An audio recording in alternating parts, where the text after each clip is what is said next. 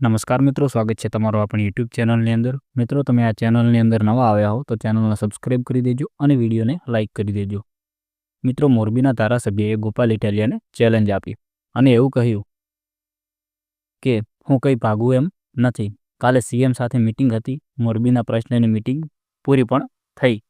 પછી આજે તો લેવલના અધિકારીઓ અને સેક્રેટરી અને મુખ્યમંત્રી સાથે મિટિંગ હતી, જે વિકાસના કામ કરવા માટેની હતી। આશરે લગભગ 2 મહિનામાં 100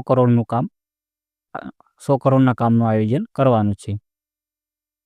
આજે કલેક્ટર સાહેબ, સોની સાહેબ નીકળ્યા આજે વીસી રોડ પર અને તે જોઈને ગયા છે કે શું કામ કરવાનું છે। પછી 2 મહિના પછી 5.5 કરોડના ખર્ચે સીધો અમરેલી રોડ લઈ જશું।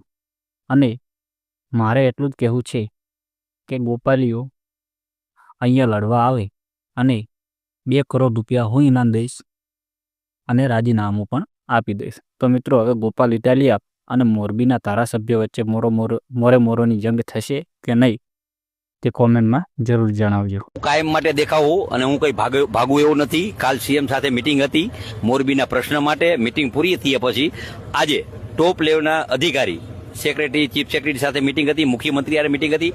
અહીંના જે વિકાસના કામ જે કરવાના છે, આશરે લગભગ 2 મહિનામાં 100 કરોડના કામ એનું આયોજન કરવા માટે આજે કલેક્ટર સાહેબજી, સોની સાહેબજી નીકળ્યા આજે વીસીપેરા રોડ ઉપર, એ જોઈ લઈ, અત્યારે હમો કરી લઈ અને 2 મહિના પછી 5.5 કરોડના ખર્ચ સીધો અમરેલી રોડ લઈ જાય એવા લગભગ આજે આ લગભગ 20 કરોડ 3 મહિનામાં કામ ચાલુ થાય એનું પ્લાનિંગ છે। એટલે કાનાભાઈ કોઈથી ભાગતા નહીં। આંદોલન ટાણે કાનાભાઈ આવ્યા હતા અને આજનું જે આંદોલન હતું પંચાર રોડ ઉપર એ તદ્દન ખોટું હતું। પંચાર રોડ બનાવી દીધો હોય, 150 મકાન પાડ્યા છે, આખું રોડ થઈ ગયો છે, પણ આ રાજકીય સ્ટન્ટ કરવા માટે અમુક માણસો જે વાત કરે એ ખોટી વાત, અને એ જે કહેતા છે કે ગોપાલ ઇટાલિયો અહીંયા લડવા આવે, 2 કરોડ રૂપિયા હું ઇનામ દઈશ, હું રાજીનામું દઈ દઉં ને આવે લડે।